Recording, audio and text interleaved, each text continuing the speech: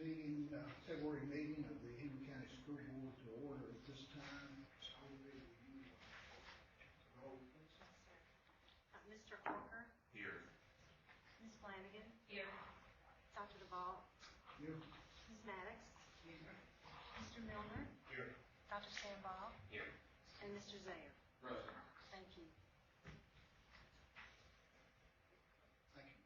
So this time I'll entertain a motion for approval of this morning's agenda. So moved. Second. Those in favor of this stated motion signify by raising your right hand. Take this opportunity also to welcome the visitors that we have with us this morning. We appreciate you taking time from your schedule to be in attendance at this meeting, and also members of the staff who are here, press and others that are here. We appreciate your attendance. At this time, I will call on Mr. Alford to read this morning's invocation. Following that, Mr. Milner will lead us in the pledge of allegiance. Let us pray. Our Father, we ask you that you would guide our thoughts, guide our intentions. Help us to realize that we are here for the students, for the faculty, and the staff.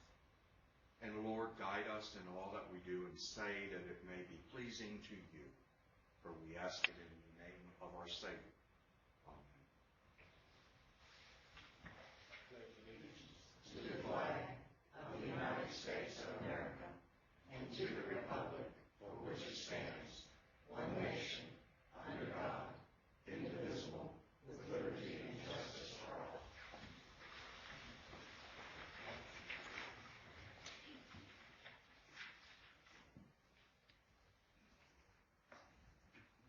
Move to speakers from the floor. The agenda indicates that we have no speakers signed up this morning. We move on then to section 3, awards and recognition. Start first with the School Board Appreciation Month. Dr. Cobb. Thank you, Mr. Chairman. The Virginia School Boards Association has designated February as School Board Appreciation Month. The theme, Local Boards, Local Decisions, reflects the importance of ensuring that the future of public education remains in the hands of the community it serves. Local school boards keep the public in charge of public schools since they represent their community's beliefs and values. And of course, we wanted to take a moment to appreciate our board members. Each of you do have a certificate in each of your seats. Also, we have some flowers for you in front of your, we didn't put it at your seats because we wanted you to be able to see, but we have some flower arrangements for you right in front of the dais here that are yours to take. So we appreciate all that you do, and we can give our board members a hand.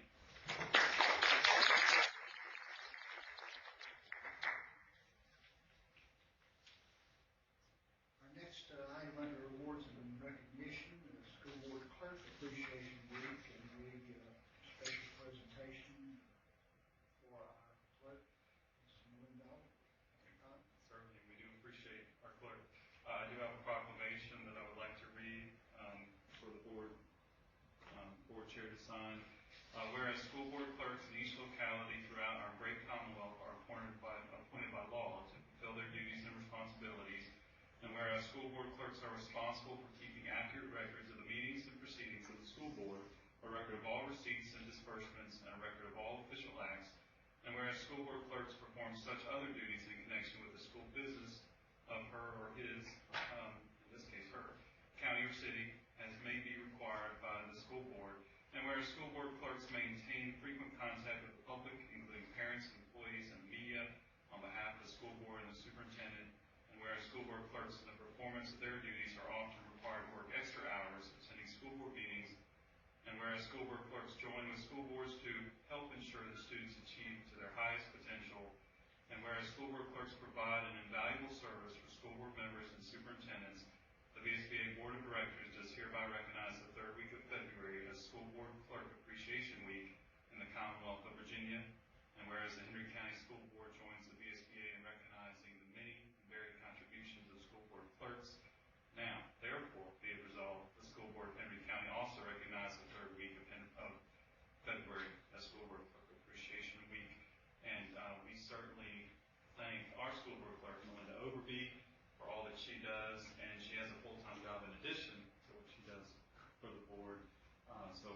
her a hand for all that she does for us. We have a little something for you. This is over. We want to make sure we embarrass you today. It's very difficult to do this with her doing the agenda, so as you might. Take a picture with you. How about that? Congratulations. Thank you, Dr.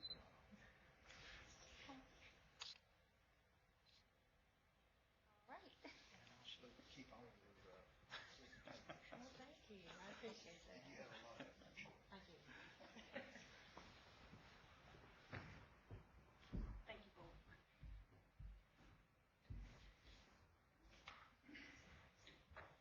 Congratulations, Ms. Overby. On behalf of the entire board, we express our appreciation to the good job that you do, keeping our superintendent in line, and also keeping us in line here. We're very fortunate to have Ms. Overby. We'll move to the third item under awards and recognition, National Board Counseling Week. Dr. Duvall, do we need a motion to adopt that resolution? We did need a motion about that. Yes. Yes, I'm sorry. Thank you, Dr. Stonebrook. I move that we adopt resolution R 1410. Second. Discussion. Those in favor, signify by raising your right hand. Now we'll move to the School Board Counseling Week. Ms. Mathis. This week is National School Counseling Week, and the Virginia Department of Education would like to recognize professional school counselors and to highlight the tremendous impact that they have in helping students achieve school success and plan for a career. School counselors work with all students to remove barriers to learning by addressing academic concerns, personal and social skills, and career awareness for post-secondary options. Comprehensive school counseling programs help increase student achievement and are a vital part of the educational process for all students. Henry County Schools joins the Department of Education in recognizing Virginia school counselors, and especially the counselors of the Henry County Public Schools, for their dedication to students' educational success. Do we have anyone here that we can recognize representing counselors? Again, we do appreciate what they do.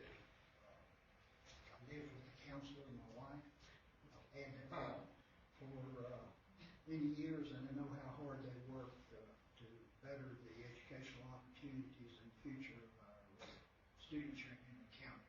I guess at this time we need a motion to approve this resolution also. So moved. Second. Those in favor of this stated resolution, motion, please signify by raising your right hand. Motion carries. We move on to the information agenda. Start with Mr. House. Update us on the Union County preschool program.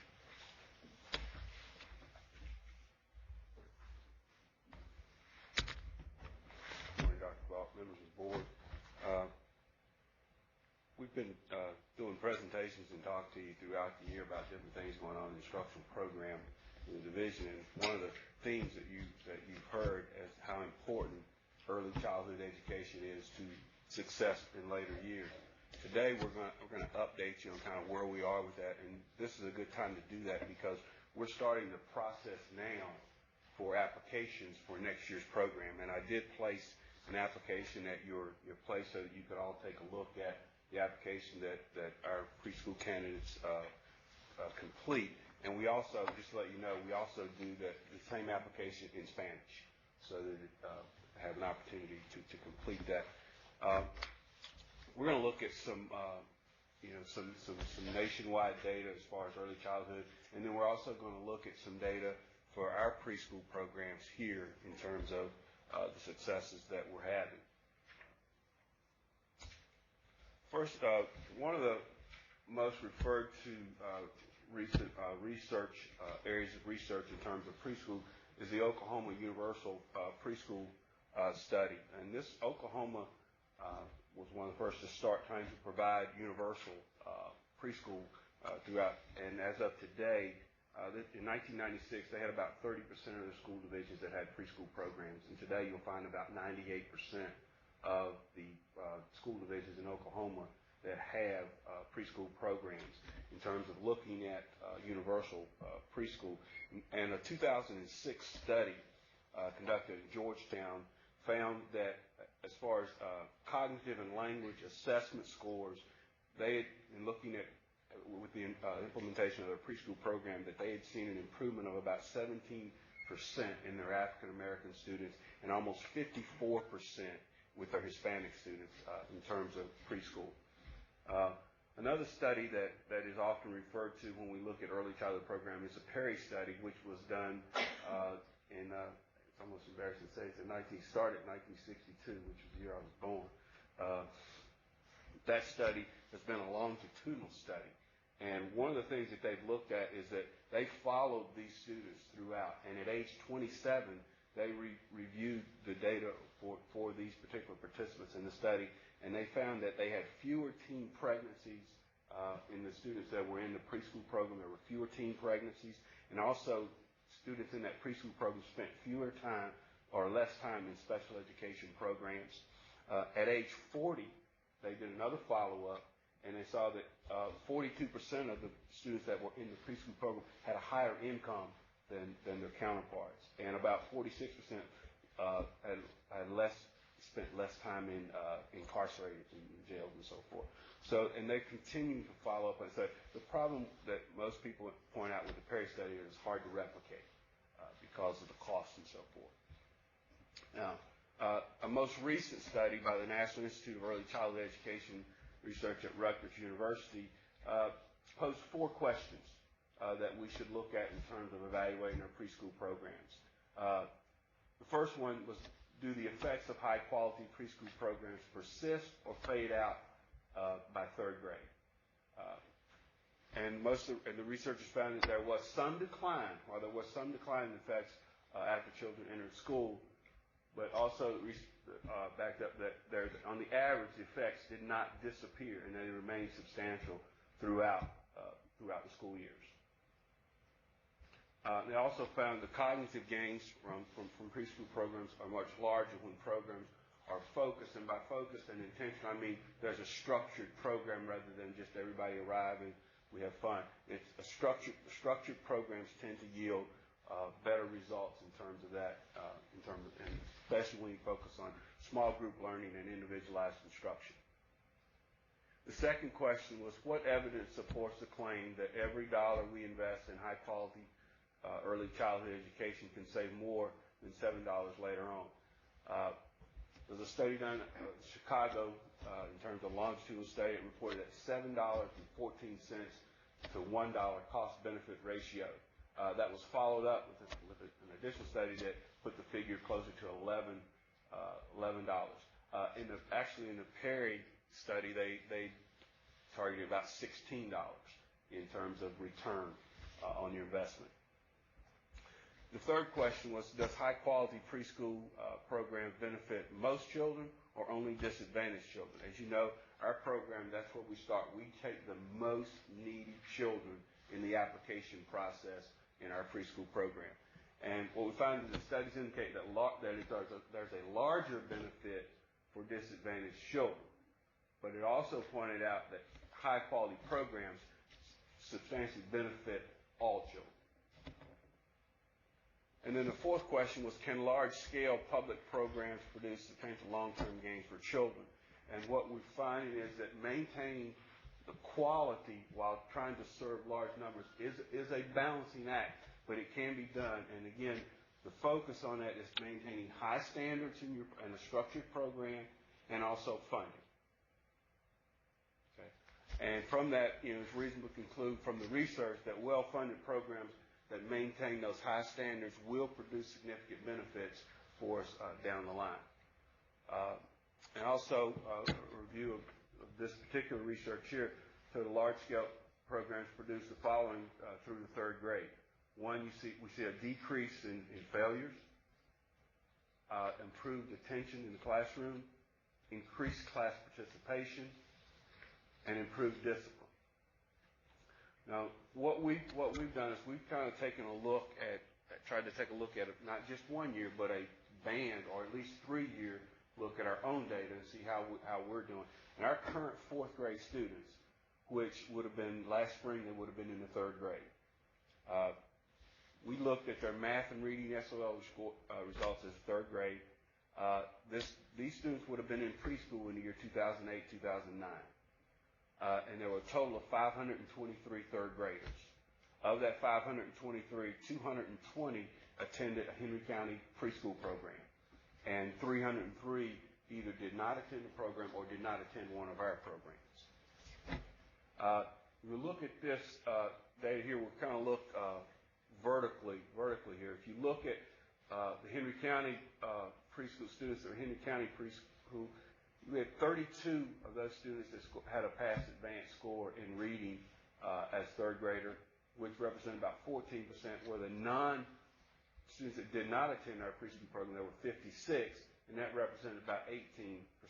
So again, you don't see a huge gap there, so we're saying is, again, preschool is an opportunity to make up ground or level the playing field for those students considered to be disadvantaged. But if you look at the pass proficient here, our students that attend our preschool actually outscored the other group in terms of about 62% to 48% in the pass proficient, and also had 10% fewer failures in reading. And then we go down to math. When you look at the pass advanced for math, it's about 10% versus 9%, which is, again, the Henry County preschool outperformed the others. As the same is true with the pass proficient, with about 6% and about a 7% less failure rate for those of 4th grade. Now, our current 5th grade, which again, based on the spring 2013 4th grade results, and these students would have been in preschool in the 2007-8 school year, with a total of 556 students, 189 in our preschool program, and 367 did not. And if you look at this, and there's a little bit larger gap there in the advanced score, almost 7% to 17, but then a larger percentage of the Henry County preschool students in the pass proficient range, and 4% fewer failures. In math, there's about a 4% difference, and again, the Henry County students outperformed in the pass proficient range by about 13%, and also roughly about 8-9% fewer failures for the 5th grade. The 6th grade, our current 6th grade students are 5th graders last year. 2006-7 is their preschool year with 576 students, 181 in our preschool program, 395 not. And if you see, they actually, in the reading, outperformed the non-pre-K by almost 1 percentage point, 3 points in the pass proficient area, and 3% less failure. And then in math, we're almost dead even. In the pass proficient, about 7% difference, and about a 7% fewer failure rate. And looking at it, our data pretty much tends to follow the national trends. But what it did expose for us is that we really want to survey those non-pre-K parents to find out specifically if they attended a preschool program or had no program at all, and then kind of break that data out from there and get more information, which again I think will show that the value of the preschool programs. And we also looked at we have approximately 280 some preschool students. But as you saw, we had 189 and 181 in those test groups. So we really want to track where those other students went to. What happened to them. Again, we're starting the process with our applications. We need all the help we can get in terms of making sure that we get those 4-year-olds in school as soon as possible. These applications are placed in all of our schools, and the flyers will be placed throughout the community, trying to get individuals. We actually send the flyers to local churches, asking them to assist us in getting all parents to register their students for our preschool program. We take complete advantage of the state's Virginia Preschool Initiative. The funding that we receive there You'll see a lot of school divisions in the state of Virginia that do not utilize their preschool funding. We take full advantage of every dollar that we get from the state in terms of our preschool programs. We have 18 preschool programs throughout the county. Most schools have 2. Some schools will only have 1. And again, that depends on the number of applicants. We've had to move programs in different years because there were more students in one particular zone than in another. So we're kind of flexible with that as long as we have the classroom space to be able to react to where the population and the applications are at that particular time. Also, as far as our structured program, our preschool teachers go through training every summer. It's a 4-day training during the summer. And what's important about that is we also train our paraprofessionals. Because each one of these classrooms has a preschool teacher, 16 students, and a paraprofessional. And all the paraprofessionals receive the same training that the teachers receive as far as the preschool program. And the Perry study used a high-scope curriculum, which is what we use as well. We use a high-scope curriculum, and again, we try to update our people with that every summer. But I want to entertain any questions that you... Questions, comments on this? Jim, what percentage of people that we have applying are we not being able to take at this time? We usually end up, when we, after we have all of our programs full, we'll end up with a waiting list of anywhere from 30 to 50 students. And a lot of that depends on location, because in the Collinsville zone, for example, we have really 4 programs here. We have 2 at John Redd, and we have 2 at Collinsville Primary. And again, we'll get a lot of applications from that particular area. But we also will move, like if a student is in the Carver zone, but we're full at Carver, but parents can provide transportation, and we have a spot in another zone, we'll move them there. We'll try to get them to the closest proximity that we can. Have we been around that number for the last few years? Because I meet people sometimes, and I talked to somebody the other day and said, I didn't get into the preschool. Yeah, we usually end up with anywhere from 30 to 50 students on that waiting list on average. And we would love to have more programs. I know the state does a big push to have more preschool dollars. Our concern, we'll take as many as we can get, but we also have to be reminded that every time you have it, you have to have a classroom for those students to go into. So we have to maintain that as well. So in other words, maybe 70% of the kids get accepted? Something like that? We usually end up, we're right about, our kindergarten classes usually range anywhere from around 520 to 550. And we usually end up with about 280. So we're right at 50, low 50% of what could be coming to our kindergartners are actually enrolled in preschool. Highly competitive to get in. It is. It's highly, and we, again, our focus is on taking the most needy students, and we have a process that we go through in making sure that we get the most needy children into those programs. So what you're saying is primary reason why our preschool is not larger than what it is because of lack of facilities.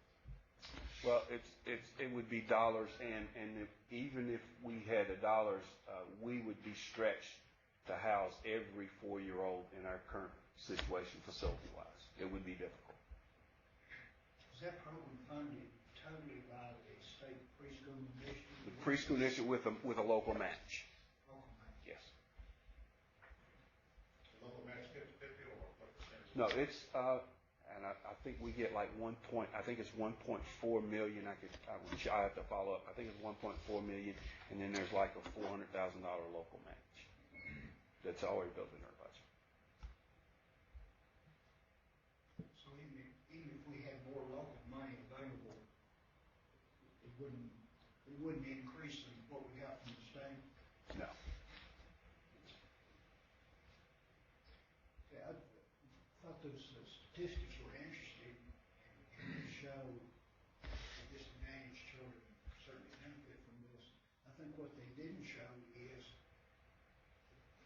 the gap that would exist in those kids If we didn't have preschool, and generally, I think that gap kind of widens. and that's again, there are a lot of tremendous benefits in terms of, and I attribute that to our staff, and they go through that training, they take that serious, and they employ that and try and prepare those preschool students as they're entering to kindergarten, in the kindergarten program. No federal money that comes in, is there federal money? We have used some Title I. There are no specific federal dollars for preschool, but Title I has supplemented and assisted in the funding with preschool. Other questions or comments? And we certainly take all the help we can get. So if you know somebody that has a 4-year-old, make sure they get an application. I noticed the advertisement in the paper. Yeah, we run ad papers with it. No other comments or questions for Mr. House. We move to Section B, proposed revisions to school board policies. Ms. Lambert. Good morning. We are recommending some revisions to policies and regulations today. This is just a quick information session to make you aware of what those recommended revisions are, and they will be brought to you for action at the March meeting. Those impacted are policy GCBD, staff leaves and absences, and regulations EI-R insurance and GCBD-R regulations for absence from work. There are a few editorial changes in these policies and regulations that are just trying to bring them into line with current procedures, but the bulk of the revisions that are being recommended to you are being recommended to reflect benefit changes with the addition of the Virginia Retirement System Hybrid Plan, which became effective as of January 1st of this year. In 2012, the General Assembly did vote to make changes to the Virginia Retirement System for employees who began working as a VRS-covered employee beginning January of 2014. So existing employees, those who worked for us prior to January 1st of this year, will not be impacted. Their Plan 1 or Plan 2 benefits will remain intact as a defined benefit plan. The only way that they make any changes is if they decide to opt out of their current benefits and into the hybrid plan, which they can do during a one-time opt-in period between January 1st and April 30th of this year. Just to give you a very quick synopsis on the hybrid retirement plan, it did become effective January 1st. It combines the features of a defined benefit plan, which pays a monthly retirement benefit based on age, service, and compensation, with the benefits of a defined contribution plan, which are based on contributions and investment performance. The main reason for the recommended changes to you are that the hybrid plan does include different disability benefits for hybrid plan participants versus participants in Plan 1 and Plan 2 under Virginia Retirement System. It does offer for the first time a short-term disability benefit that's available to hybrid participants. They will continue to receive sick leave days, just as Plan 1 and Plan 2 employees do, but in addition, they will be eligible to receive income replacement under short-term disability. They'll be eligible for that from day one if they have a work-related disability, and they will have a 1-year waiting period that they'll have to satisfy for any non-work-related disabilities. They will also be eligible for long-term disability benefits. Plan 1 and Plan 2 employees are also eligible for those, but the benefits differ. It is different insurance coverage, and they will not be eligible for the Virginia Retirement System disability retirement that is available to Plan 1 and Plan 2 employees. So I know that's all very simple to take into consideration. So the changes that have been recommended. Under Regulation EI-R insurance, we have added information regarding the short-term disability and long-term disability benefits, and we have eliminated the explanation for how work-related absences will be charged, and we've actually moved a much more detailed explanation of that to regulations for absence from work. In GCBD, staff leaves and absences, we have added a description of eligibility for participation in the licensed sick leave bank. And what that differentiation really is that because the hybrid plan participants will be eligible for short-term disability income replacement after 1 year for non-work-related disabilities.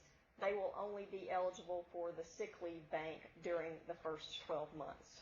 So that's why there's some explanation and clarification there. In GCBD-R regulations for absence from work, we have added definitions of the VRS plans, Plan 1, Plan 2, and hybrid, so that employees, first of all, know exactly which plan they're in and know which benefits apply to them.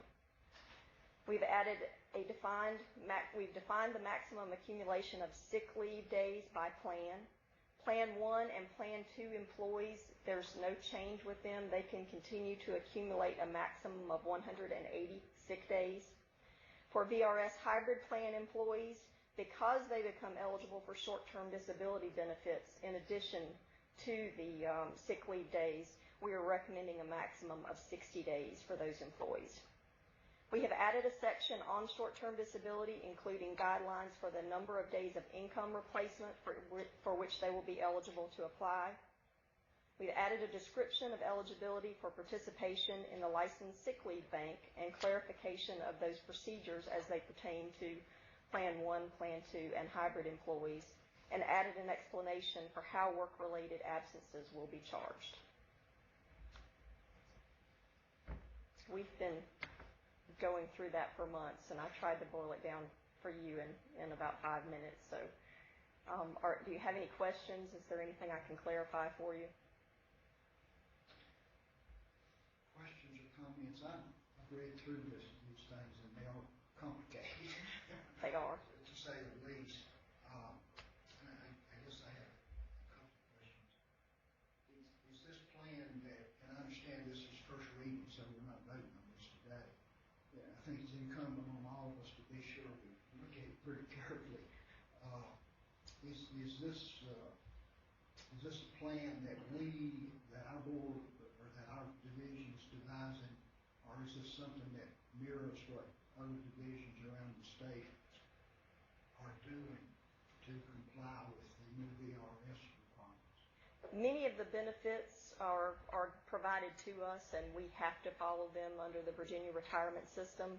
There are portions of it that we determine and we make recommendations upon, and we are falling in line with what a lot of other school divisions are doing. We did make the recommendation on how many sick days to allow hybrid plan participants to accumulate. We don't have to allow them to accumulate any. Because we do pay out at retirement 25% of any accumulated sick days. We wanted to be able to continue to offer that to employees, but because those employees will have access to the short-term disability benefits and income replacement, we also wanted it to be equitable between them and existing Plan 1 and Plan 2 employees. And that's where the challenge comes in, because now we have all these different plans that we have to monitor, but we did look at what other school divisions are doing. Some are capping it at 60, some at 90. Most are in the 60-90 range. Some a little bit higher than that. Many do not pay out, though. The ones who are higher, a lot of them do not pay out at the time of retirement. That's the difference. That's the benefit that we offer, and we don't know what kind of impact this is going to have yet. Being that this is all new to us, and we're hiring people right now that are falling under this new plan. So we feel like we've done our due diligence, but that's why we wanted to make sure that we put it out there now, and then the board would take action on it the next. One of the other that we made a decision on that was not laid out by the Virginia retirement system was whether or not to continue to have a sick leave bank, a licensed sick leave bank, and whether or not to allow hybrid employees to participate in that. And we wanted to continue to offer the sick leave bank to licensed Plan 1 and Plan 2 employees. And we wanted to be able to offer a benefit to those hybrid plan employees who will not be eligible for short-term disability during the first 12 months on non-work related disabilities. But we also wanted to continue to be able to sustain this licensed sick leave bank, because if we closed the enrollment, then eventually we would no longer be able to maintain that. We wouldn't have enough enrollment. So present employees that were hired before January the 1st do this doesn't affect them unless they choose. Unless they opt out of their current benefits and into this plan. And we don't see many employees doing that. There's no advantage to doing that. This, to me, sounds rather complicated. So how well is the individual employee made aware of this?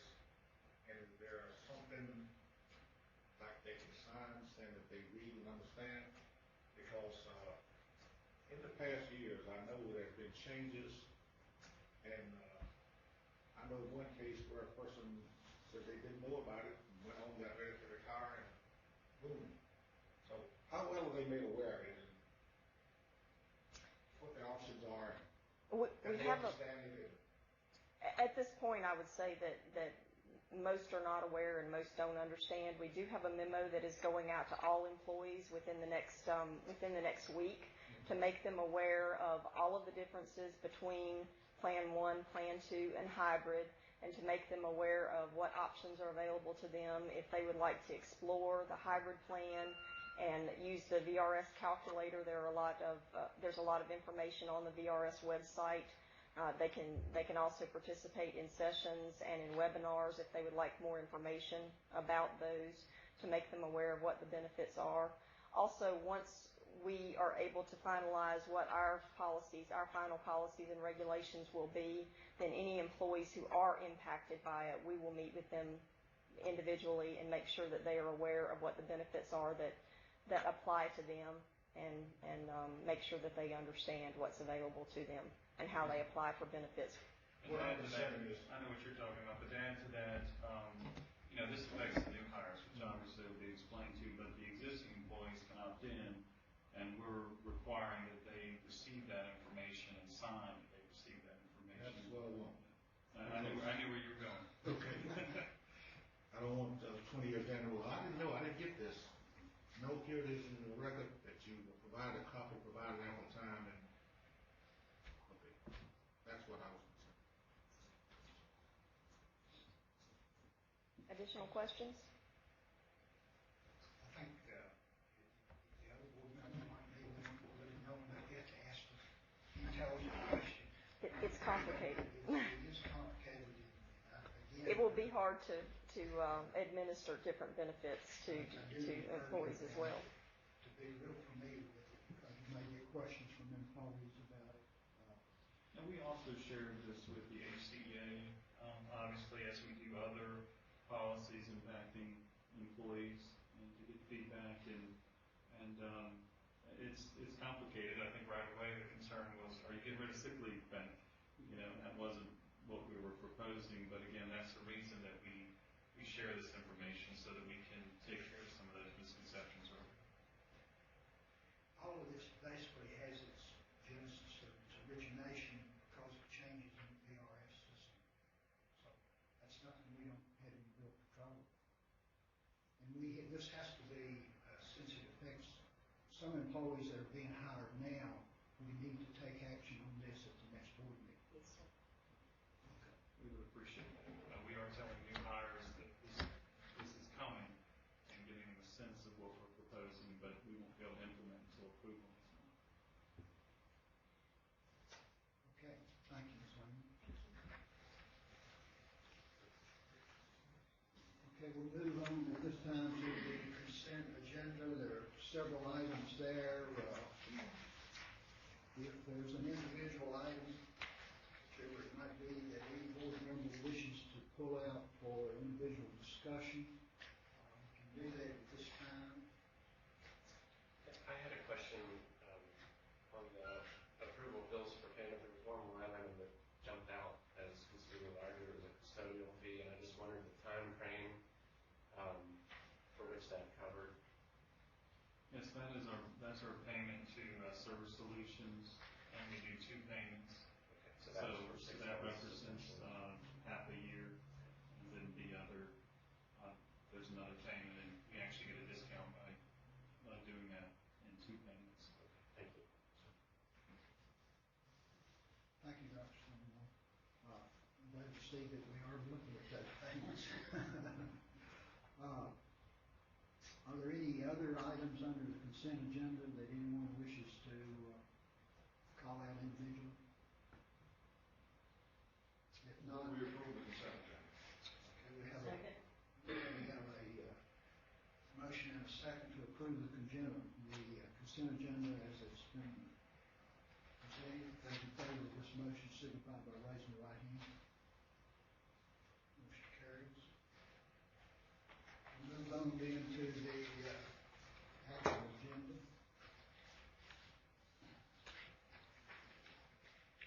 First item there, Ms. Landon, again, approval of revisions to the school board policy. These have been presented, I guess, one time, and this is for final action.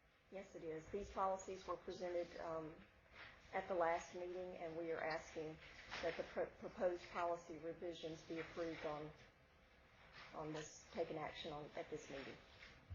And these were primarily editorial.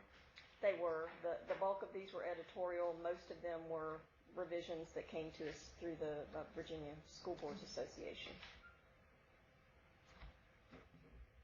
Questions, concerns on this item, approval of these revisions to school board policies? I move that we approve the revisions to school board policy as listed. Second. Any further discussion? Not those in favor of this motion signify by raising your right hand. Thank you. Item D, under the action agenda, approval of the request for reapportionment of carry forward school system on 2013. Yes, sir. Dr. DeVault, members of the school board, in the past years, the school system's end of fiscal year balance has been reappropriated to cover major capital projects, one-time projects. And the FY13 carry forward balance is $784,386. And it's recommended that the school board request these funds, the $784,386 of the FY13 carry forward balance for the items outlined in the attached document that you see before you, forward that request to the Board of Supervisors. And those items, of course, is to assist with the second phase renovation of Bassett High School, along with the next phase and completion of the Magna Vista Warrior Tech. Again, these are items that we've discussed and talked about before. Yes, sir. All motion we approve the request of carry. Second. Questions, comments? Those in favor of this motion signify by raising your right hand. Motion carries. Thank you, Mr. Scott. Thank you. Dr. Cotton, item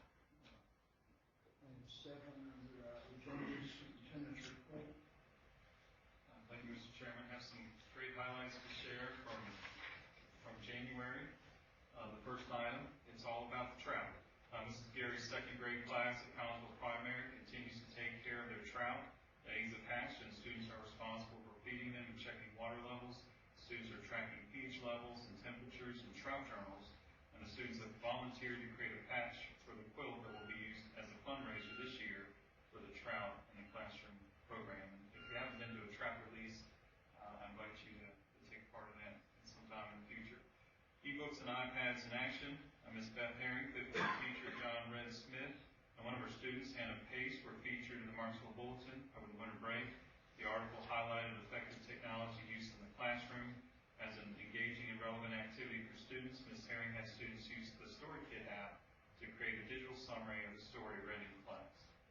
Samuel third graders helped save the rainforest. Mrs. Terry's third grade class, science classes at Sandville Elementary presented a program about saving the rainforest, where students presented facts about the importance of the rainforest and conserving natural resources. This program was a collaborative effort between Mrs. Terry and Mr. Josh Kendall, the art teacher, and the students created pieces of artwork featuring plants and animals of the rainforest. Artwork was displayed and sold during the program. Over $300 was raised, and the money will go toward a foundation entitled Kids Saving the Rainforest. Promoting literacy at Collinsville Primary. Literacy is a very important part of the process, and all stakeholders are encouraged to help emphasize the importance of reading during their school visits. In this picture, School Resource Officer Robertson listens to a kindergartner, Maddox Smith, read as part of promoting literacy at Collinsville. STEM Lab visits Axton. The mobile STEM Lab recently visited Axton Elementary School. All students had the opportunity to visit the lab and learn about multiple concepts. Highlights included wind turbines and a magnification camera that allows students to see skin, hair, and clothing up close. Robots at BMNH. With guidance from their instructor, Mr. Nathan Reeves, Laurel Park Middle School students Tanner Joyce, Lane Ashworth, and Christopher Robinette gave a robotics demonstration at the Virginia Museum of Natural History. The students of this award-winning team each built a robot, explained how the robot functioned, and then demonstrated how the robots worked to groups of elementary students and teachers. And if you don't know by now, the 100th day of school in elementary school is a big deal, so we have a few of those to highlight. 100 days of school celebrated in style. Yes, the 100th day of school is a big deal in elementary schools. Students at Campbell Court Elementary recently celebrated 100 days of school. Many classrooms conducted activities using the number 100 as the theme. Mrs. Reynolds' second grade class made hats that had the multiples of 10 illustrated around the band. Classroom door art was a popular activity as well. To celebrate the 100th day of school, Stanleytown Elementary students and faculty collected 100 bottles each of lotions and shampoos, tubes of toothpaste, soaps, combs, sanitizers, and tissues to donate to a local shelter. These items provided multiple manipulatives for math practice and then were given to the Rainbow House to address their multiple needs, a win-win for all. Mount Olivet students and Mrs. Castle celebrate the 100th day of school by dressing as if they are 100 years old. What a creative way to celebrate this milestone. Going to the dogs, literally.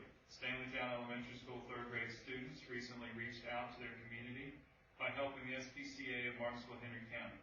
For 3 weeks, they collected various items to aid the animals that are brought into the shelter.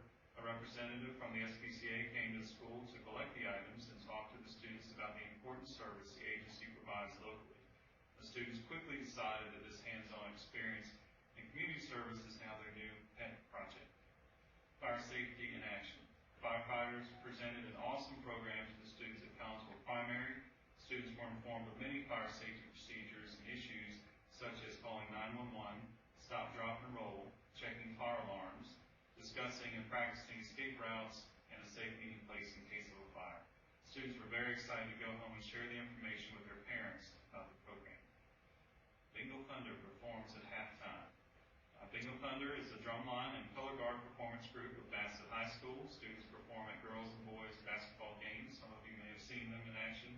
In April, they will be performing with the varsity and JV Winter Guard and will serve as concert and marching percussion for a theater show. The Lady Bengals Play for a Cure. The Bassett High School girls basketball program hosted a Play for a Cure game to raise breast cancer awareness. Members of the varsity basketball team and the JV cheerleaders wore pink apparel to show their support for awareness. Horse Pasture Rurtons honored Carver faculty and staff. The Carver Elementary faculty and staff were recently honored by the Horse Pasture Rurtons with a soup and sandwich luncheon. Curtis Stone, club president, thanked the faculty for their hard work and dedication to the children of the community. We also have some congratulations in order. An award of recognition, the Veterans of Foreign Wars presented the National Citizenship Education Teacher Post Recognition Award to Robin H. Williams, the second grade teacher at Collinsville Primary, and recognition for promoting citizenship education in the classroom and school. Bassett High School Scholastic Bowl team advances to regionals. The Bassett High School Scholastic team recently won first place in the district competition. They were undefeated during the district competition there, and the team reached the finals in Conference 24 before falling to EC Glass High School. However, the team still advances to the Regional 4A North competition. DECA 2013 District Leadership Conference. Bassett High School students recently competed at the District Leadership Conference. The DECA chapter received an award for increasing membership and had 28 students compete. All first place winners will attend the State Leadership Conference in Virginia Beach this spring, and we have several students highlighted on this particular slide that we'll send out to all staff later today. Magna Vista teacher recognized by House of Delegates. Daryl Holland, agriculture teacher at Magna Vista High School, was recently recognized from the gallery at the Virginia House of Delegates session for receiving the 2013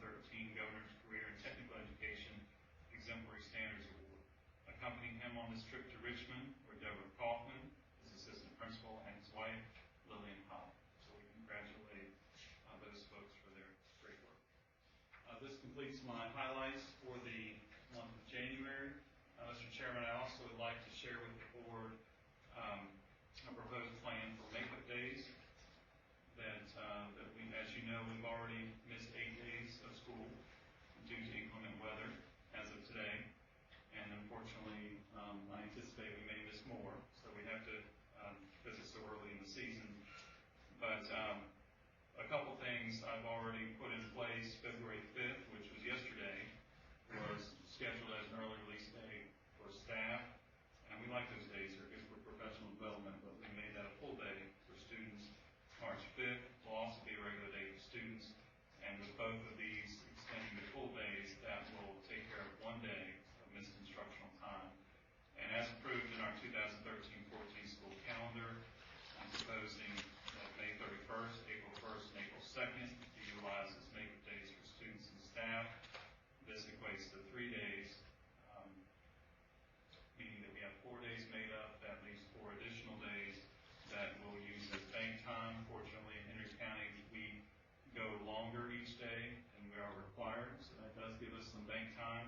But I want to make sure that we emphasize the fact that we value instructional time in Henry County. So we don't approach this from a compliance standpoint. We want to make sure that we get as much of that instructional time back, because one thing that I can tell you is our teachers are happy to be back in school, but they're a little stressed because they're very much behind, because we missed so many days since the start of this year. If we miss any additional days due to weather, we'll continue to look at additional days in spring break if we have to. Not a popular thing to do. We are not looking at extending the school year, because that would be that's listed as another option in our makeup plan. But when you start extending the school year, there are concerns about how that instructional time is used at the latter part of the year. Not to mention you have to move graduation, and if you don't move graduation, then you have seniors who are not in school. If you go after graduation, so you can imagine all of those concerns and issues that we have to deal with. We do have April 18th and the 21st that are scheduled. That's the Friday before Easter and Easter Monday. We have no plans to use those as makeup days. Those days are safe because we're not in our approved calendar to use. Those are school board holidays, so I want to let people know that those are not at all being considered. But at this time, this is our plan for moving forward, and any feedback from the board, I would appreciate it at this time. Any other reports? I'll be glad to answer any questions that you have. What were those 3 days that March 31st, April 1st, and April 2nd. as of right now, we're not impacted with spring break? Those are spring break. Those are spring. Those are the first 3 days of spring break. So as you might imagine, we'll probably have some feedback, but one of the things that you have to realize is we don't have a lot of built-in days. We don't have President's Day.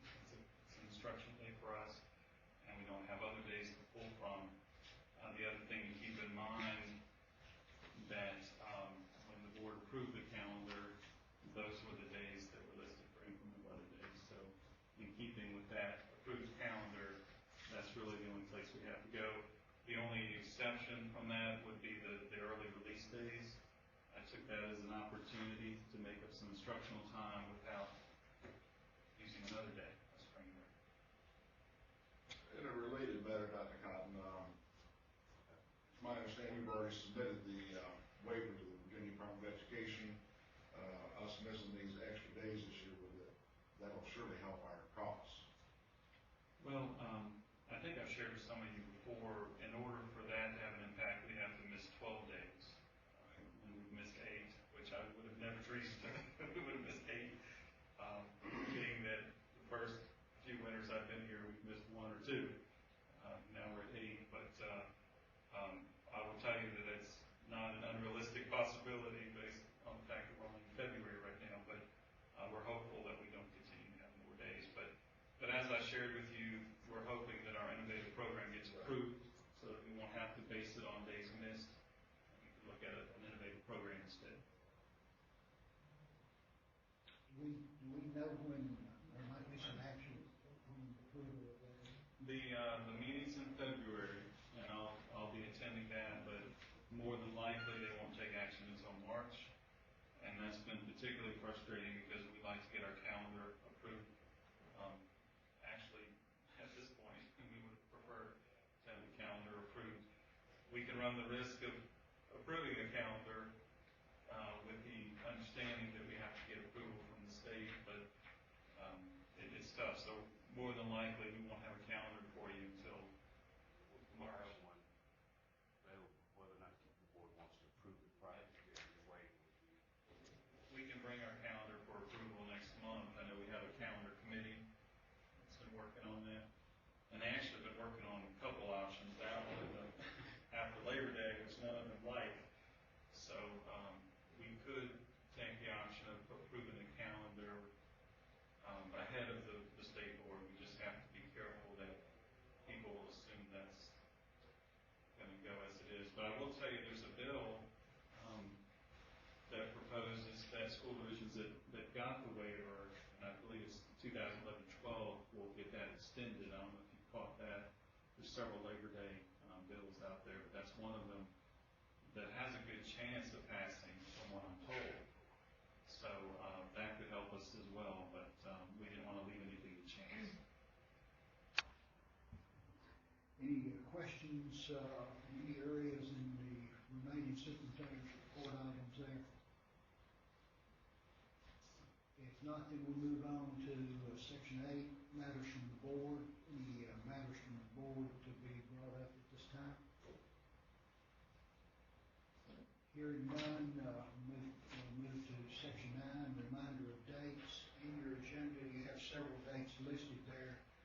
I'll highlight the budget development session, February the 25th. And also, please remember that our March the 6th meeting is an evening meeting. It will be held here in this facility. It is an evening meeting at 6 o'clock.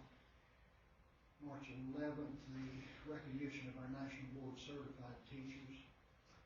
Also, each of you, I believe, received an email regarding a meeting in the Sandville community coming up, I believe, in February. Note that date if you wish to attend that. It's just a hearing for the people in Sandville to maybe discuss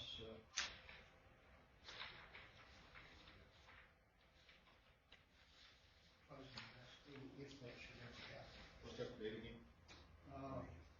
February 20th, Thursday at 7 p.m. at Blackberry Baptist Church. February 20th, 7 p.m. Blackberry Baptist Church. Conferences, March the 26th, SBA Hot Topic Conference in Whitfield.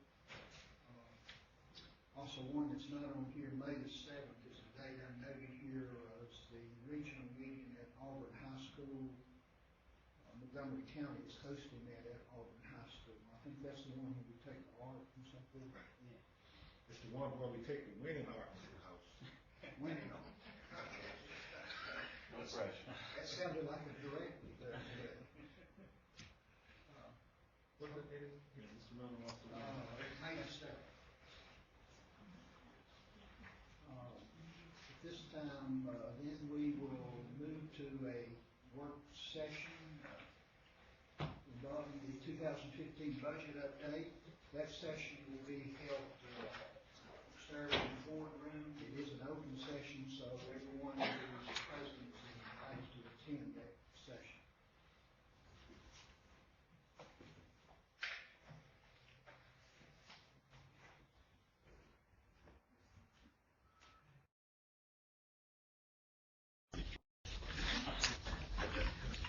Okay, that's. You can go for the presentation.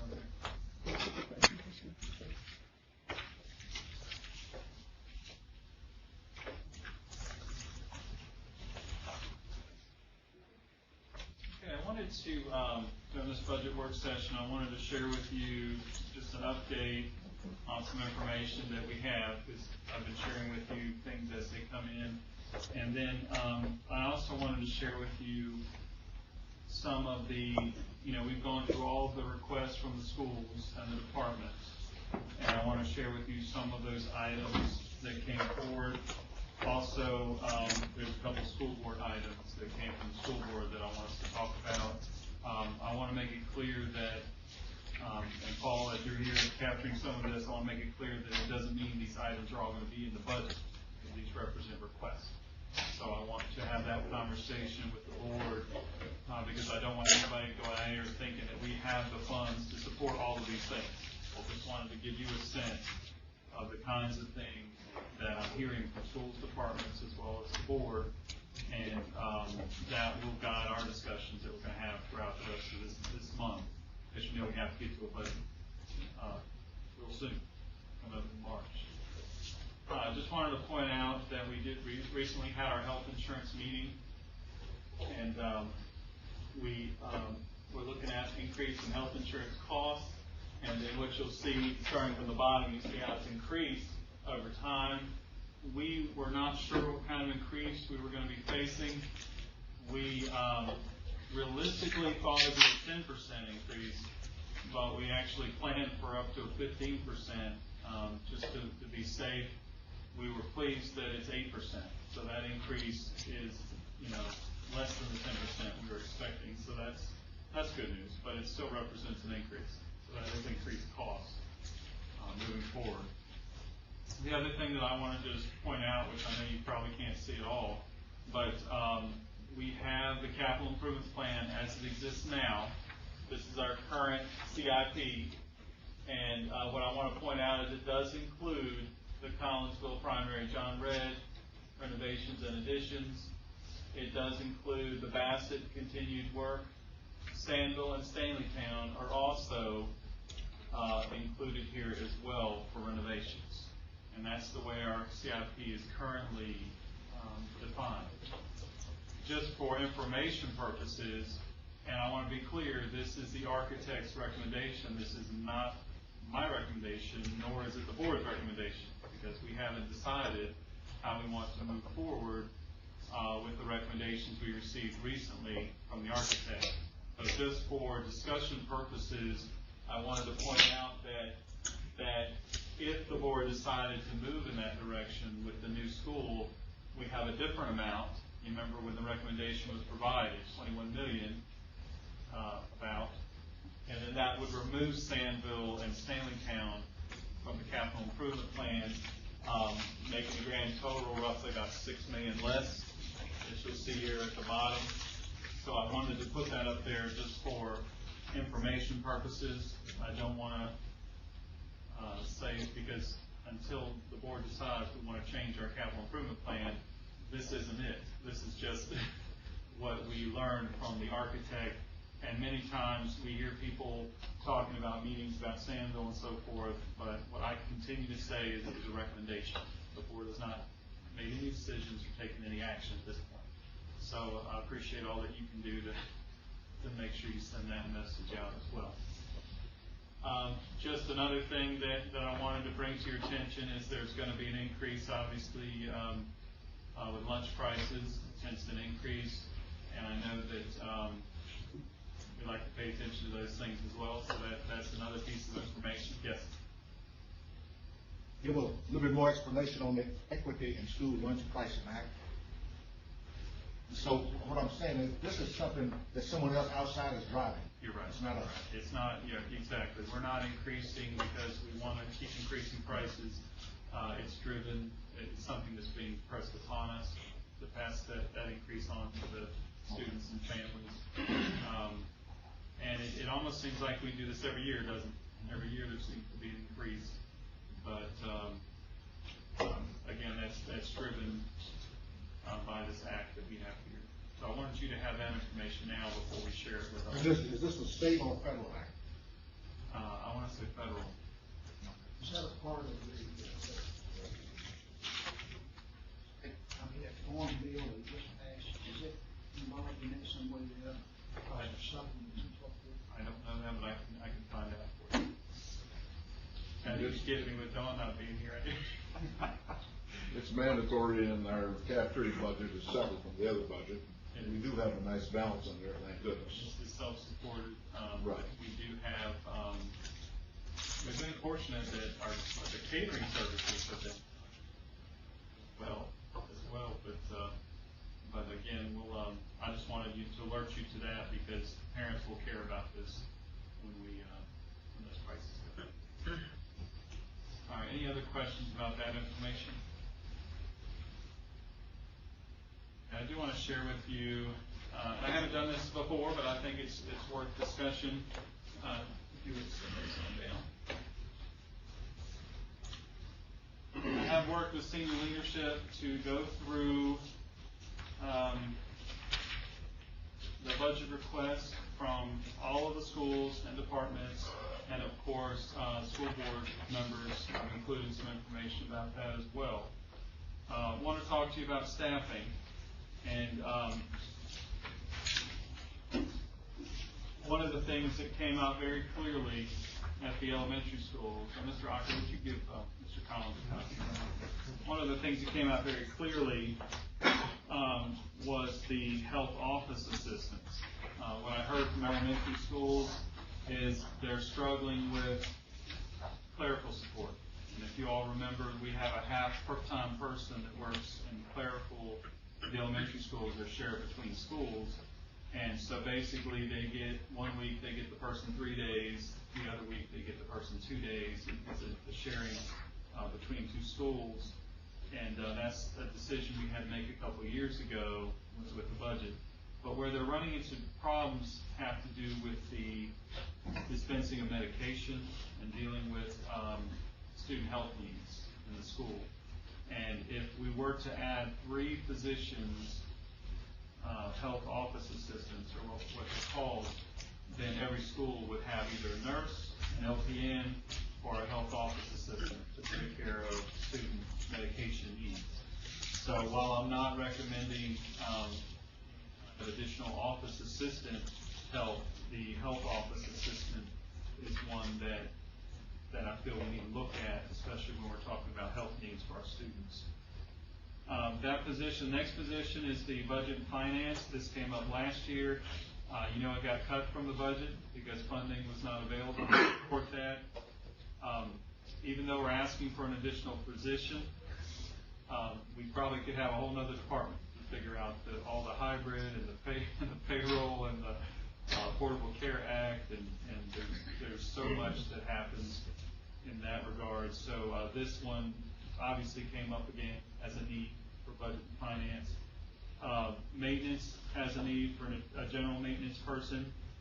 That they have several needs in maintenance, but one of the things that we've seen over the last several years is as Keith has had retirements, we haven't replaced those positions. So they are really looking at issues and concerns with preventative maintenance type things, and installing and technical support with the smart boards and some of the other technologies in our schools.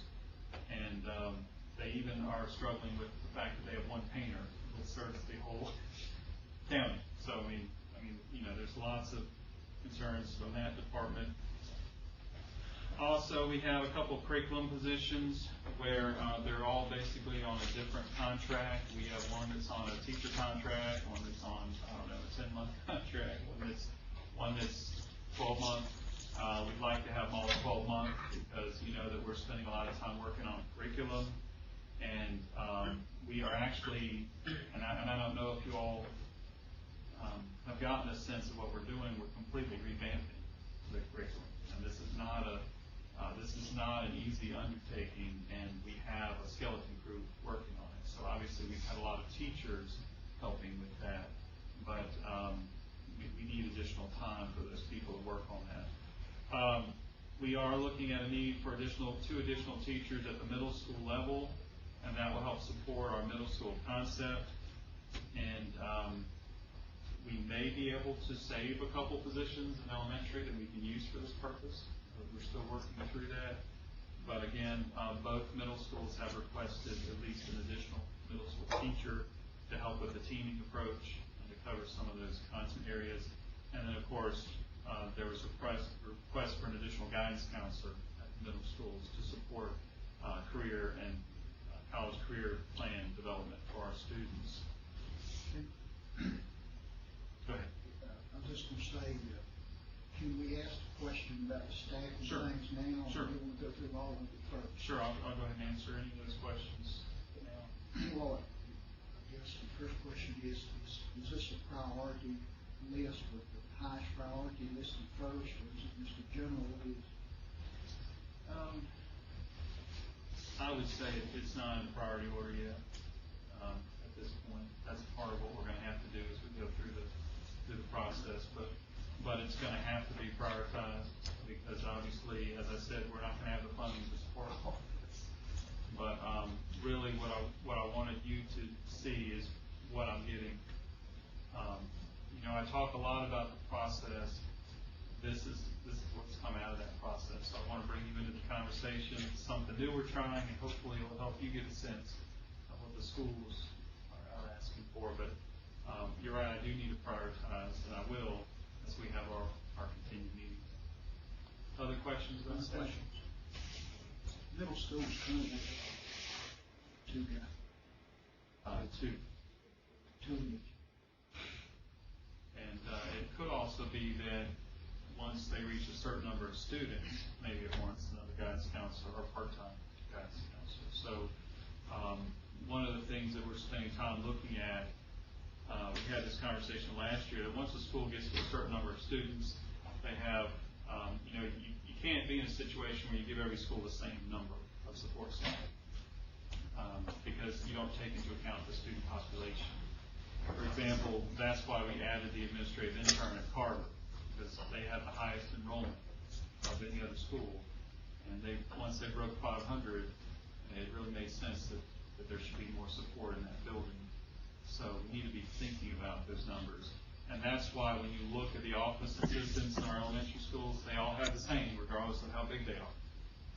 And we can all agree that the more students you have, the more parents you're dealing with, the more clerical needs you have. So we are looking at how we staff and taking into account numbers. Any other questions about this? Well, obviously, FC Middle School has more students than Ball Park. Carver's overcrowded, and Rich Acres doesn't have enough. That's a reason why we need to redraw some boundary lines down the road. I'm sure that will be brought up in the near future. Yeah. Our schools will be much more efficient if we redraw some of these lines. It's a whole nother conversation. All right, salary adjustments. I wanted to point out to you that, lest we forget, the continued implementation of the 2% raise does impact, you remember when we budgeted, we didn't have that 2% raise included, but that has to be included moving forward. Just to give you a sense, to do the raise for half a year, it was roughly $541,000. So for a full year, it's going to be pretty much double that moving forward. So we're looking at over $1 million, or close to $1 million, to continue that for the full year. So I want to make sure that we keep that on our radar screen, because as we're building in that 2%, it's going to have an impact. And I know that when we talked about the increase in funding, that has to come off the top. And the other thing I wanted to point out is that there are several amendments the governor has proposed with additional funding, but until we know what that's going to look like, that could mean more money for us. It looks promising, but you never know if that's going to make it through the process. I wanted to point out the increase in BRS. We're looking at going from 11.66% to 14.5%. So that's an increase for us for BRS. We also have, I told Dawn to give me a rough estimate on that, and a very rough estimate, she told me about $850,000 is what that number looks like. So, I mean, I'm trying to paint this picture for you that there are increased costs. The health insurance by 8%, that's going to be an increased cost. The anticipated increase for the VRS hybrid for new employees, where we're struggling is we haven't experienced the hybrid yet, so we don't really know how to budget for that. So we need to look at a certain percentage of our new employees that may need short-term disability, and that's really just a guess. So we have to kind of think about what that And it would be 100% of them, but we have to plan for a percentage in case that will impact our budget. The other thing that's a little unfortunate is you're not getting the VAS report until next month. So obviously, as I've told you, we're going to have to think about salary increases. What I will tell you, what I've read already from that salary report, is that we really need to stop this whole across-the-board raises that we're doing, and we need to be more strategic in our increases. For example, one of the first things that they noted was that our teacher scale is really designed to recruit, because we're higher than other localities at the beginning of the scale, but we haven't spent enough time on retention. And that's why you've heard me tell you that sometimes we keep people for 10 years and then they go to another school division because they can get more money. Then I've even had school divisions, other superintendents say thanks for training them for us, because you were getting some really good teachers by the time they get to us. So we need to pay attention to that. And the challenge there is going to be that we may get into conversations about raises for some employees, not all. And I will guarantee you that we'll have people that will say, what about me? Why am I not getting a raise? So that's why when we prioritize, we make it very transparent what our priorities are and in what order, and then we work that plan so that when people don't get a raise one year, they know theirs is coming. So that's going to be important. The unfortunate challenge is we've kind of set the stage to where we do raises for everybody every time we do a raise. And the unfortunate thing about that is you never address problems or inequities in the scale if you keep doing that. So just to give you a prelude to what we're going to probably hear a little bit more about. Any questions about salary adjustments and on all those issues? So before the budget's finalized, we need more concrete figures on all of this. Yes. And what I'm going to be doing, obviously, is I'm going to be preparing for you a budget based on all of these pieces of information. You know that we're going to have our meetings with 2 board members at a time, as we've done in the past. But I need to work through all these numbers to see where we are. And I can tell you, just as sure as I'm sitting here, that the salary adjustments, we don't have a choice about all of these except the last one. The last one is determining what we're going to do with any type of increases for which group. The staffing, if any of those get worked in that budget, more than likely it could be above and beyond what we're anticipating. So that's where the hard conversations are going to have to take place. Well, in my mind, you definitely don't have a choice to go first. I don't think there's any way we could not continue with The first, you're right. You're exactly right. hopefully everybody feels it. And you would never, exactly. Like I said, all of those items, the only exception would be the last one, and that's what we do as far as raises. And what I would like to see is, are we getting any additional funding? And then we'll have to make a decision about how we apply any raises if we do. But Yeah. I've thought about it and mentioned it to 1 or 2 school board members. For the past few years, we've worked under the assumption that we're only going to get X number of dollars over funding. And we adjusted our budget to that. I think that we should do our budget based on our needs, not on our anticipated receipt. I'm glad to hear you say that, because that's what I would propose that we do as well. We focus on a needs-based budget rather than balancing the budget based on what we think we'll receive. But you always have to keep in the back of your mind plan B and C. Right. But I think that we've been rather nice the last couple of years in doing that. And it's time we spoke up and said, we need this. And that's part of what we'll be talking about as we go through. And that's why I really wanted to spend the time sharing these with you, because I wanted to bring you into the conversation about what the schools are talking about, because that's going to be important for you to know, and departments as well. Technology, I wanted to point out that we have something that we need to look at, the iPads. There's really an internal conversation going on about, do we buy them outright, which we've done in the past. Our 3rd and 4th grade iPads need to be replaced. I think they're on their 4th, going on their 5th year, and going into 5th, and we're not sure how much longer we can hold on to those to do what we need them to do. So one way to handle that is you use year-end funds, if they're available, to replace them. But the other option is leasing, which we've done with our laptops, as you all know. The problem with leasing, though, is the good thing about leasing is you're on a replacement cycle. They get replaced on a regular basis.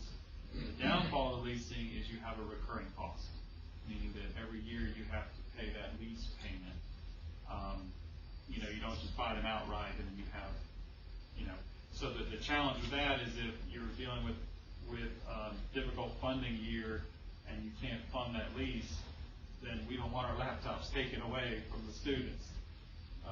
So that's the balance. But on the other side, if you don't lease, then you don't have a replacement cycle built in. So just to give you an idea, the cost for leasing for 3rd and 4th, and Janet, correct me if I'm wrong, Dawn estimated to be about $204,000 in that range.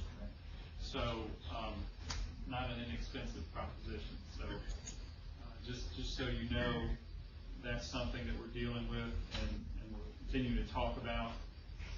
And the purchase price? Yeah, how does that compare to purchase? Around 600,000 or 1,200. It's around 600,000 buy them outright. The leasing, you spread it out over time, but again, it's a recurring cost. What's the replacement cycle for the lease program? What is it? 4 years. 4 years. You're looking at every 4 years you get new. Is there insurance included on that lease? We pay for the insurance. Insurance on the iPad. It's included in the figure you said. No, the insurance, we pay out of the technology budget. So they are insured and we ask the parents to pay that. So that's worked really well. So does that, how about repair, so forth, if something happens to them? Is that included in the? It includes everything but theft. Everything paid. And we have explored all the possibilities of grants in this area. What about the Perkins thing and all that? That's career and technical. Career tech. We have explored just about everything. What Apple has challenged us to do is look at how we're spending money in other areas, because what they're finding. That's going.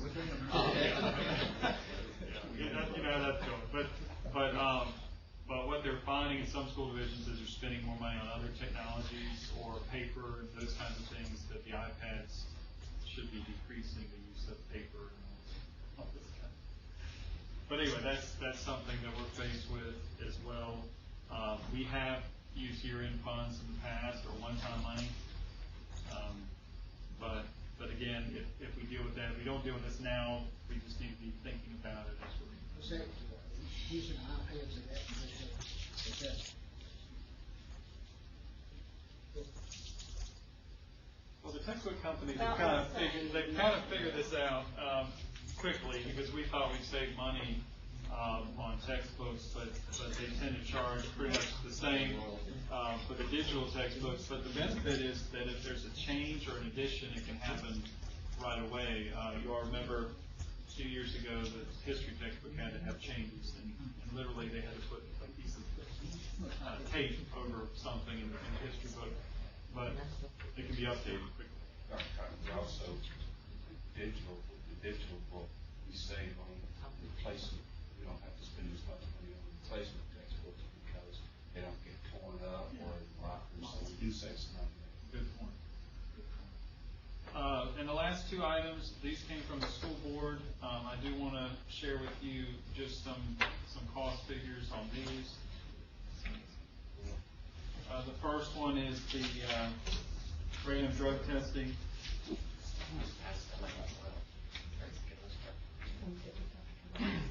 These are just the articles that I sent in email to the board members, and so it's not to step on the Freedom of Information Act. I made copies as well. I'll give one to Mr. Collins. On this particular one with random drug testing, we have spent some time, I've had staff looking, if you all remember, at a work session that we had last year. We decided to implement the pledge program for the first year, which has been implemented this current year. And then what we did was we started doing some research on what it might cost in order for us to implement the random drug testing program.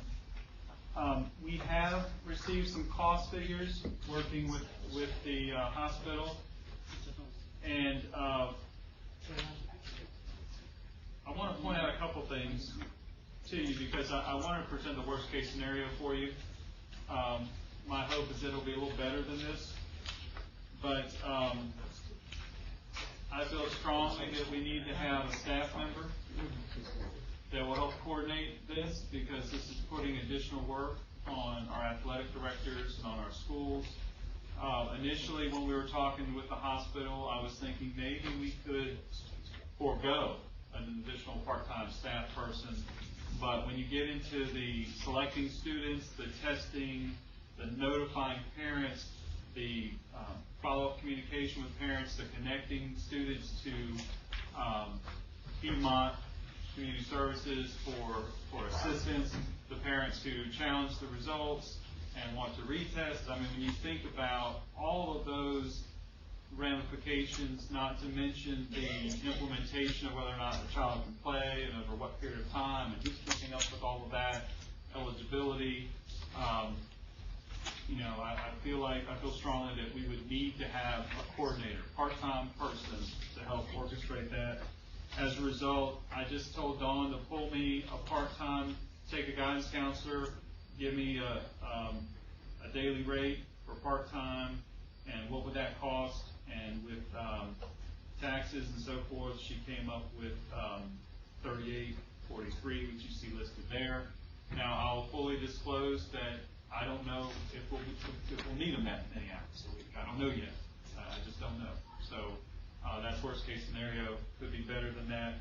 The other thing I wanted to point out is the drug testing. One of the screenings that we looked at was $39 per test, per screening. And we were looking at 10% of students. We took the number of all the students who participated from both high schools, and we came up with 10%, which was 96 students tested. And with a $39 test, it would be, you see, around $3,744.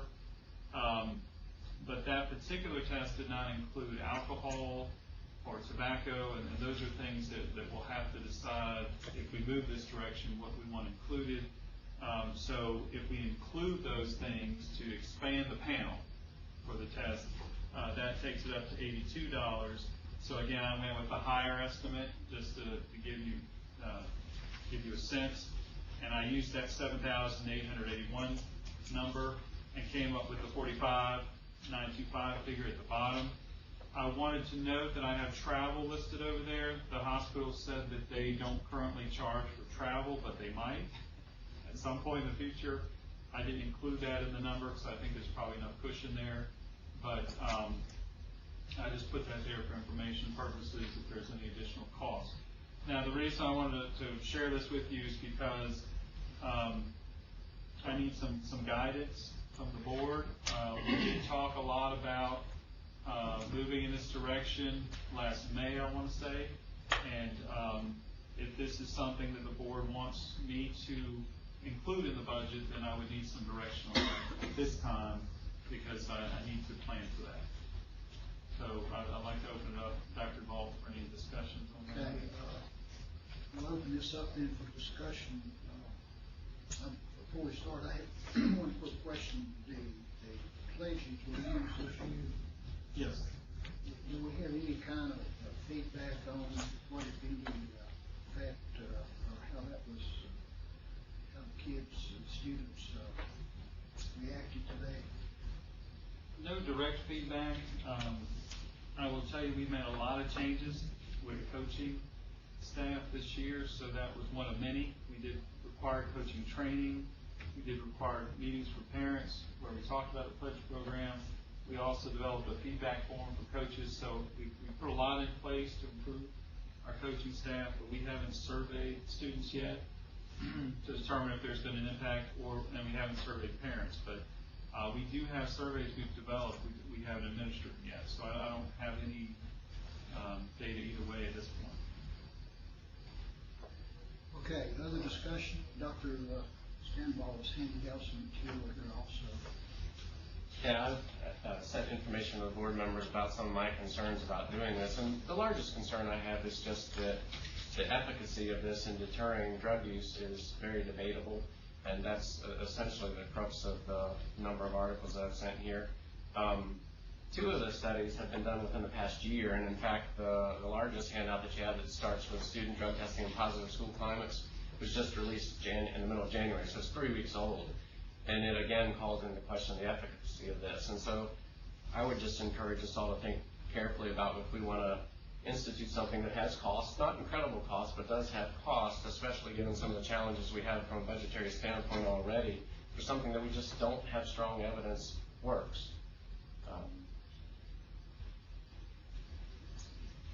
My friend Dr. Sambal and I, we've talked a couple times on this. We agree on many issues in the school system, but we respectfully disagree on this one here. I could give several speeches today. Dr. Cotton, his money there is a worst case scenario. I mean, I understand that tobacco is an illegal drug for under 18 and so forth.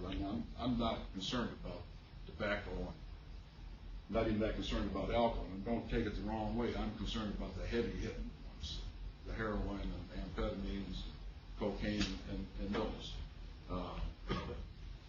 I looked on the internet. I went through Dr. Stambal's information last night, and I went on the internet and I found several articles that are in support of random drug testing. To make a long story short, I said, well, let's take a look at what's happening right here in Southwest Virginia.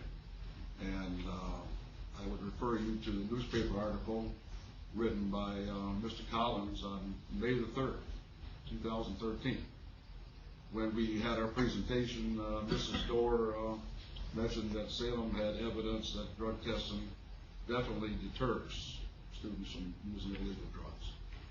And I made a couple extra copies here if anybody wants one. Now, I have not talked to the Salem people, but I know our staff has, and Mr. Collins talked to them. It says,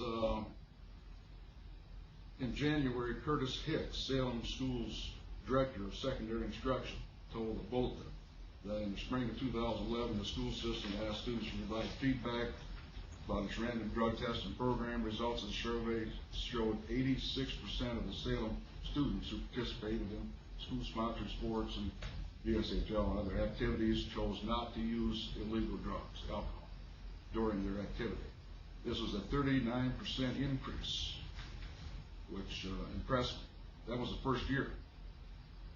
He said the Salem schools added a random drug testing program to its one-year-old pledge program, which they had instituted the year before, because athletes consistently admitted to breaking their pledges during their athletic seasons or whatever. And the athletes, parents, and coaches consistently recommended adding random drug testing, alcohol screening to this program. So this works in Salem. I think this is one of the best things we could possibly do with taxpayers' money is institute this and help these students that have a problem before it gets out of control. We have to expel them, et cetera, et cetera.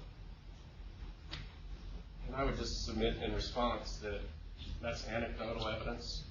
Again, the handout I provided you has much more larger sample sizes. It refers to especially on page 2, the guy runs down studies that have previously been done elsewhere involving multiple high schools, not just one. And again, I'll submit that at best it's controversial about the efficacy. I don't argue with Salem's results. I haven't seen them, but I would submit that at best it's controversial as to the efficacy in deterring substance abuse.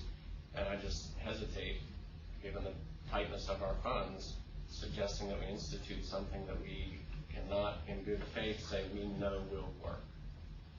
Something I'd like to submit in between the two is that we recently had 2 states to legalize marijuana. So perhaps others will do the same. So is that good or bad? What effect will that have on us? I think all that needs to be taken into consideration too. Well, Mr. Governor, we wouldn't have to test for marijuana. We decide what drugs we're going to test. We decide that, and it's not public information. So, we don't even have to test for marijuana if we don't want to. The heroin and the other ones are much more severe, potentially damaging than, you know. If we did test it, if we did test it, and we, whether publicly or privately, said we're not gonna test for marijuana. First time we tested a kid that had been smoking marijuana, and he wasn't penalized, or wasn't called to account for that, he or she spreads words to all the other kids. These tests don't have any validity, because I've been smoking pot all along, and didn't do anything with me. I think if we did test, we'd have to test for it. We couldn't pick and choose. Oh, I understand, but I mean, what we decided to do that, we cross that bridge when we get to it. Well, one thing I know from experience from 3 tours in Southeast Asia, that use of marijuana normally tends to the use of other hard drugs, leads up to the use of other hard drugs. I understand. So do you need a recommendation whether to include this figure or not? Is that what you're saying? I would like to get a recommendation because it would help me, because not only does it impact the budget process, but we have policies, procedures, and that we need to have in place for next year that we need to be working towards. With the understanding that, just like with everything else I've shared with you, if we don't get a certain amount, we're going to have to make cuts.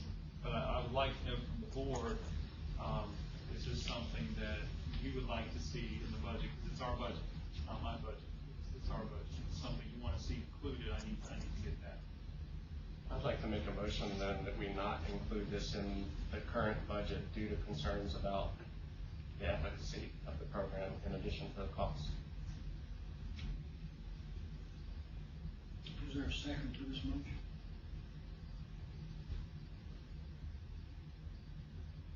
Hearing no second, then. Mr. Chairman, I'll offer a motion asking the superintendent to put it in the budget. Doesn't mean we're going to do it. And on the low end, economic-wise, I'm willing to compromise. I wanted to start the program the second semester of this budget year we're on right now, but you know, just ask them to put it in the budget, and we'll consider it along with everything else. I'd make that a motion. We have a motion to include in a preliminary budget this figure. Is there a second to this motion?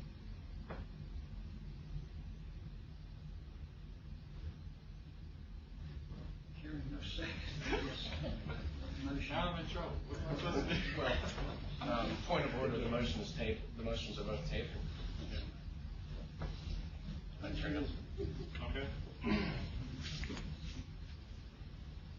Good luck with your budget. All right. Want me to move on to the next item? I'll move to the next item. All right, let me send out the next item for discussion is the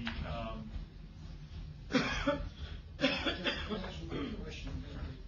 Has the staff prepared any kind of process for doing this? we have we've been reviewing processes that other school districts are using, and if this were to be, if the board wanted to move in this direction, then there's a whole slew of processes that have to come to approval as well. Well, I would like to take a chance to read through this information, because for some reason I didn't get any with it. Oh, okay, no, I wouldn't see. And also, just to mention, I meant to say it earlier, The highest estimate that I've read anywhere is about 20% of high schools are doing this. It's between 13 and 20% depending on recently. So this is not something we're behind the cutting edge on. This is a minority of schools in the country are currently doing random drug testing.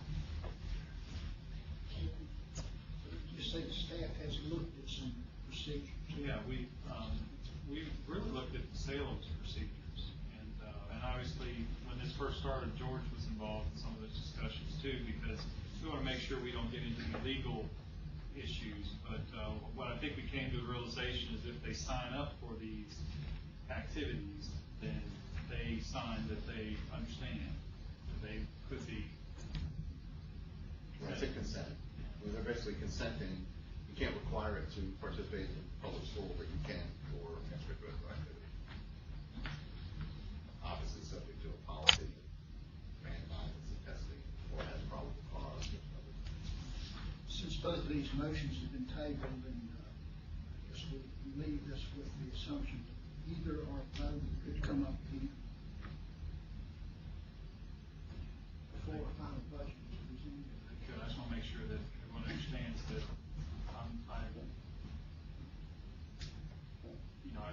my sense is I don't do anything at this point. Here's something different going forward. Mr. House, do you have a copy of Salem's? It's online. I don't. We can send. We can probably send. I would like to see this before we go one way or the other. We can send that link. Maybe it's some of their statistics. Yeah, I would like to. But it's something that I agree. It'll still warrant discussion. But I just wanted some direction before I start working at it into the budget. The second item I wanted to bring your attention that I've received from a board member or a couple board members was a discussion about coaching stipends, and this is the information that was shared in the past, and basically, and I also want to tell you that the VAST study is looking at stipends as well. I did take a look at what they were recommending ahead of time. I don't want to steal their thunder next month, but basically they like the way that we come up with the stipends, and how we use the number of students, the number of games, and all of that in the calculation. And it basically says something to the effect of just raise the, if you want to raise the stipends, you raise your starting point, the salary that's used to calculate those. And the reason I put increase or restoration is because I know a couple board members have shared with me that the number used was at a certain point, and then it dropped. And here's what this shows you. Currently, we use $30,430 as the starting figure to calculate the coaching stipends. In 10-11, before the cut was made, it was $35,800. So obviously, what that did was that raised the coaching stipends. Well, it lowered the coaching stipends when that factor was lowered. So if the board wanted to restore that or go back to the 10-11 figure, then we're estimating an increase of approximately $56,423. So again, that's another item that I need some direction on. Is that something that the board wants to have included in the budget? We had discussions last year about concerns of giving a raise to one group and not another group. Because remember, we didn't propose a raise for staff last year, and there were some concerns about giving a raise, what appears to be a raise to coaches. I know board members have said it's not a raise, it's the restoration. But that's up for debate. But I'd like some direction from the board on this item, if there's any how you'd like me to proceed in this area. What was behind the cut in 10-11? I mean, was it strictly budgetary? Budgetary. It was budgetary. We had to find a good amount of money in the budget. That was before my time, but from what I understand, it was a severe shortfall that we had to make up. So it was one of many cuts that were made in order to balance. Yes. But the thing to remember is that it's been 12 years plus before they ever got a raise before that. And I used to coach. I know exactly what I'm talking about. We're talking band now. We're talking ROTC. We're talking academics. We're talking everything. Band's not included in this. I thought it included all And it's non-athletic. stipend. after-school activities, that's not. What we have here are, sports, and, This isn't an athletic I mean, it says it does. okay, I don't know why I They don't just see. say athletic and non-athletic, so I'm assuming that includes Okay. all stuff. Right, it should include all of it. I will tell you that I have heard from the band too, because they're concerned about it. And also in response to Dr. Stenbow's comment, this was one of many cuts that were made that year, but it was the only cut that affected salaries. No other salaries were cut in any form or manner. So all I'm doing is trying to restore the salary cuts. If anybody else got a salary cut, it wasn't on the board at this time, but I'd like to know it, because they should have their salary cut restored. It's not a pay raise. I don't think there were any others. I don't think there was. These but were they the said only they were. ones affected. And using these figures here, now there are now people in places who weren't affected by that cut. Does that make sense? In other words, they weren't in a position where they were earning that cut at that time, or where they got the cut at that time. How does it, do these figures take into account that impact at all? I'm not sure. Probably not. I'm not sure which folks you're talking about, but, Well, let's say that you now have a JV football coach at school X who wasn't even there, okay. and so they started at where we are now. Yeah, that, with this, we can only do our best estimate based on what we have. And then because even if they're new, if the position's still there, so we try to use that for estimation purposes. There's no steps in this stuff. I mean, you're a first-year coach or a 10th-year coach, you get the same stuff. You know, it's all based on that starting factor. We don't have years of experience. Years of experience only factor in half a percent for each year of the maximum behavior. So that's the percent that you can get for experiences. 4% of whatever the dollar amount is the maximum that you can get for experience. I've Yeah, all we seen saw the it when- calculations. yeah, I've shared that with you in the past, but. Yeah, when they implemented it, we saw all of that. I understand the concerns that teachers could potentially have looking at this as a raise for coaching staffs and other stipends. And certainly one argument is that it's not a raise, that it's just restoring what was already there. But the flip side of the argument is we're also looking at additional staffing positions and other raises.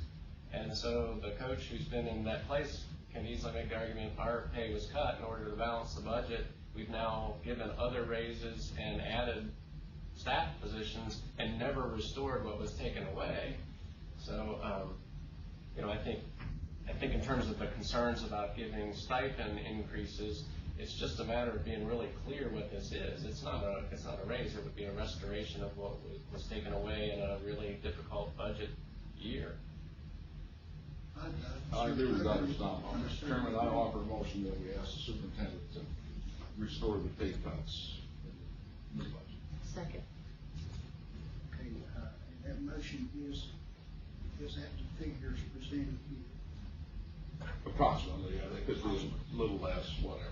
But I will get a more accurate calculation. This is an estimate, but that'll be a part of our discussions.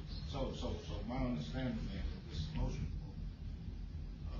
will proceed with figuring out all the costs of this, and this all will still be at that time a recommendation. It won't be a hard, fast factor. Or will it be a hard, fast factor with automatic regardless of the cost? Well, the motion would mean that Dr. Cotton would put this figure or their best estimate of what this figure would be, would include that in the budget, and then we would approve at some point the final budget, and if it was necessary to make some changes. If Dr. Duvall, it would help me if the motion would give me a little more leeway and just say that I would work on an increase for the, unless you want to be more specific and say, because this originally, I think this was based on the starting salary for teachers. That's not what our starting salary is. Based on the teacher salary. But, or I could focus on this, you know, maybe that's really what you all are saying, is just go back to what it was, and that's fine, we'll work on that. My thing is, I have no problem with restoring their supplement. But I do have a problem with restoring a supplement at the cost of a teacher to the classroom. Okay, your motion, Mr. Zaire, was to put them back where they were, since they were at that time a concrete figure, not a percentage or anything. They were based on the starting salary. So the formula is used, and one of the factors used to determine the amount of the stipend is that beginning teacher salary. So ultimately, what was changed in 1011 was the formula, correct? The factor, The starting point. The starting point, I think, is lowered by 15%, I think. So would the motion more accurately say would like to return to the previous Right. factor? If Mrs. Flanagan will withdraw her second, I'll amend my motion. I'll just offer a simple motion asking the superintendent to do the best he can to restore some of these pay cuts that all the stipend coaches got back in 2010 school year. It doesn't have to be a precise number. It could be 40,000. Would be much appreciated by those folks. Yeah, I agree. And they are teachers, they're coaches, I mean, they're band directors, ROTC instructors, I mean, you know. And that's kind of what I meant by the second, is that we will look into this and see what it actually is, and then go from there. Exactly. To second that motion. That gives me what I need, and then knowing that when we work on the budget, we We'll can do have. the best we can. just Any like other we do questions, so every other we're time. all on the same line? Those in favor of this motion, signify by raising your hand. Thank you for that. I'm sure it helps me a great deal as I work over the next couple of weeks. I would say the middle of the month, we're going to start scheduling meetings to go over the budget so that I can give you hard numbers of where we are. And I'm building it as a needs-based budget, as we've discussed. And then we'll go from there. So look forward to those meetings after the 15th, I would say, of this month. Thank you for that. Okay, any other budgetary discussion? If not, then at this time, I will entertain motions to go into closed session for Section A, Friend 2.2-3711, parentheses A, 1, same section, 2.2-3711, and A.2, same section, 2.2-3711, accept the motion to go into closed session to address those issues. So, second. We move to second to go into closed session at this time. Those in favor, signify by raising your right hand.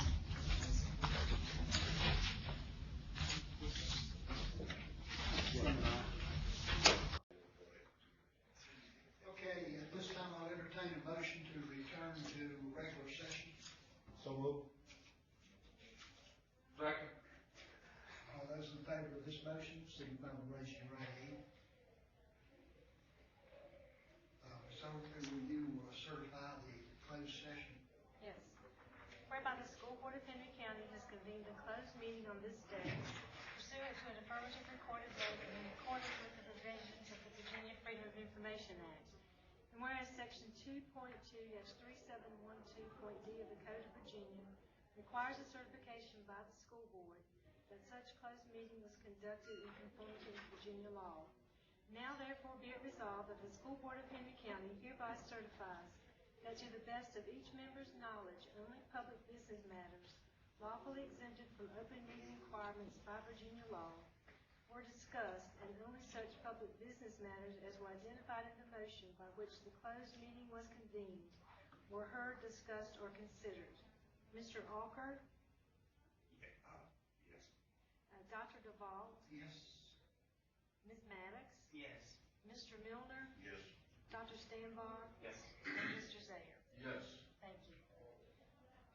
Thank you. out of the closed session, first motion to deal with the personnel reports. Mr. Alford, you have those motions? I do. In student case 8RE14, 9, 10, and 11, I move that the student be released from compulsory attendance under 22.1-254B.1 of the Code of Virginia based on the affidavit or declaration submitted to the school board. Second. Was that 14 has to be added to those 9, 10, and 11? Okay. Those in favor of this motion signify by raising your right hand. Mr. Sayer, you have a motion. Mr. Chairman, I move in student case number 8EXP-14 that the student be expelled from Henry County Public Schools for 365 days with no access to alternative services. I second the motion. Discussion. Those in favor of this motion signify by raising your right hand. Mr. Miller? I move in student case 42R that the student have his expulsion lifted with permission to attend Magdalene High School. Second. Those in favor of this motion signify by raising your right hand. Dr. Stonewall? I move in student case 43R that the student have his expulsion lifted with permission to attend Bassett High School. Second. Those in favor of this motion signify by raising your right hand. That concludes all the motions out of closed session. Personnel. I move that we accept the personnel recommendations as listed in closed session. Second. Okay, that motion includes both the report and the addendum. That's correct. Those in favor of this motion signify by raising your right hand.